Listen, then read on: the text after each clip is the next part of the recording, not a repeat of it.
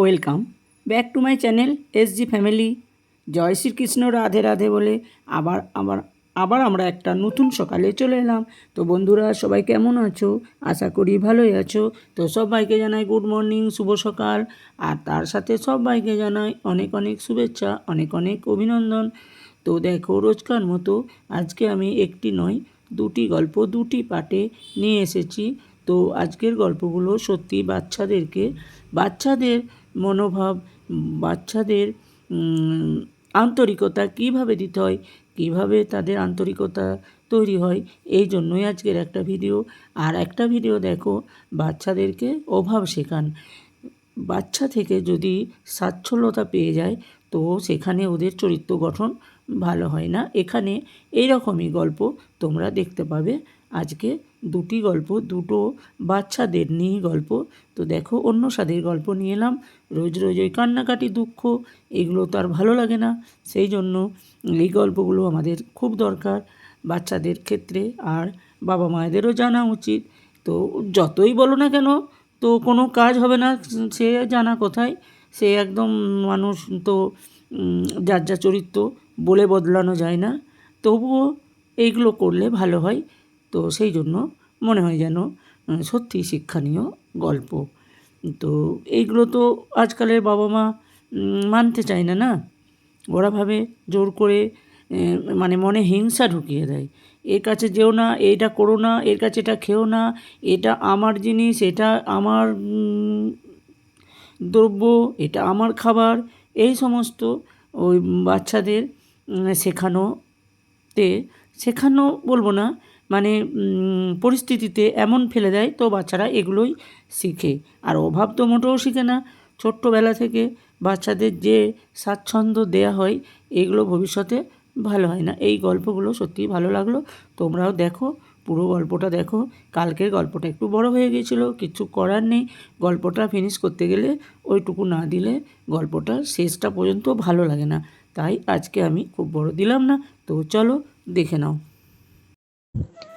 বাবা মায়ের ব্যক্তিত্বেই গড়ে ওঠে সন্তানের ভাগ্য। যে বাবা মায়ের সম্পর্ক যত সুমধুর, মজবুত, সে সন্তানের ভবিষ্যৎ তত সুন্দর। যে বাবা মা ব্যক্তি হিসেবে যতটা শালীন, ব্যক্তিত্ববান, তাদের সন্তান ততটাই উন্নত মানসিকতা, চরিত্রবান এবং সুন্দর ব্যক্তিত্বর অধিকারী হয়ে ওঠে। বাচ্চারা অনুশীলন প্রিয় হয়, আর তাদের জীবনের প্রথম শিক্ষক তাদের বাবা মা। সন্তান তার বাচনভঙ্গি, কাজ করার কৌশল সবকিছুই শিখে তার বাবা মায়ের কাছে। বাবা মায়ের আচরণের প্রভাব সন্তানের ব্যক্তিত্বের উপরে প্রধান প্রভাব বিস্তার করে। বাবা মা একে অপরের প্রতি কতটা শ্রদ্ধাশীল, বিনয়ী, যত্নশীল, তারা কতটা নীতিবান, সামাজিক, তা একজন সন্তানের ভালো মানুষ হয়ে ওঠার প্রধান উপাদান হিসেবে কাজ করে।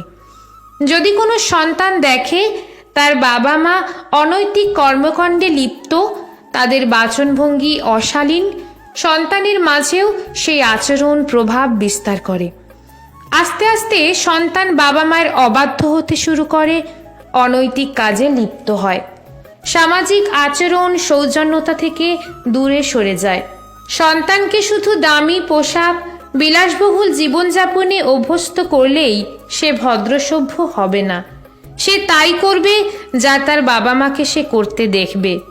সে যদি দেখে তার বাবা মা সবার সাথে উচ্চবাক্য করে, অভদ্রতা করে, উদারতা নেই, অন্যের কাছে সুবিধা সুযোগ নিচ্ছে কিন্তু নিজে কাউকে সাহায্য করে না, তাহলে সন্তান তাই শিখবে, স্বার্থপর হয়ে গড়ে উঠবে।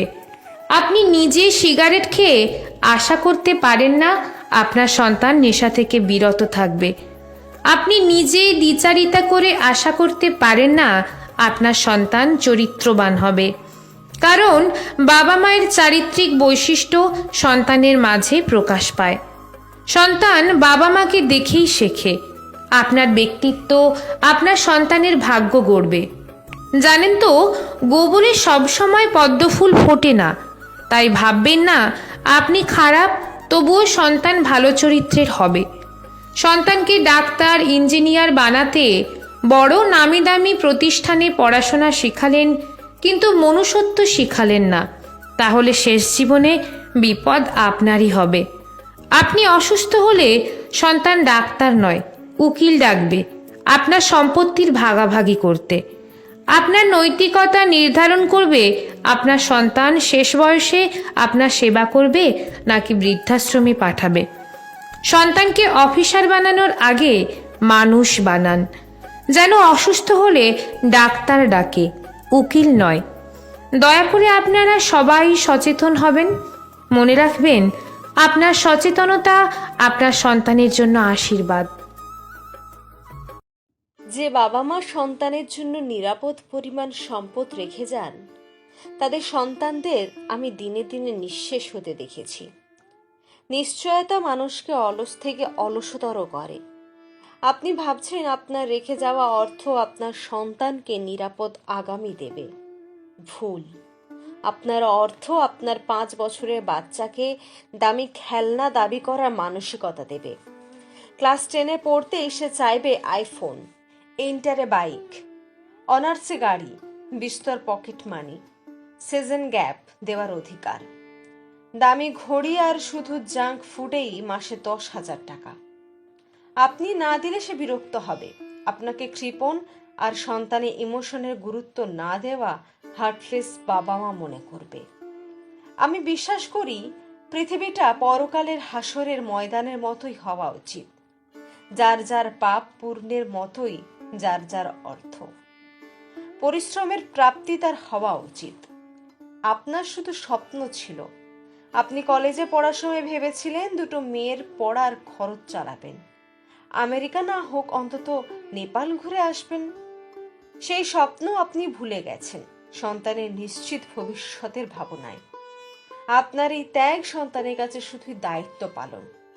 অপরাধ সন্তানের নয়, কিন্তু ভুলটা আপনার। আপনি তাকে জানিয়েছেন, যা আমার তার সবই তোমার। আমি তা করিনি, করবও না। যা আমার তা শুধুই আমার। আমার মৃত্যুর পর তারা পেলেও পেতে পারে, আবার নাও পেতে পারে। আমার যদি কঠিন কোনো অসুখ হয়, আমি ওয়ার্ল্ড ক্লাস ট্রিটমেন্ট নেব, সমস্ত প্রপার্টি বিক্রি করে। মাত্র 5 দিন বেশি বেঁচে থাকার জন্য হলেও এটা আমি করব। আমার সন্তানেরা সেটা জানে, তাই তাদের কোনো নিশ্চয়তা নেই। তাই তারা সারভাইভ করা শিখছে, আমি শিখিয়েছি। আমি শুধু তাদের পড়া আর চিকিৎসা নিয়ে কোনো প্রকার কার্পণ্য করিনি, করবও না।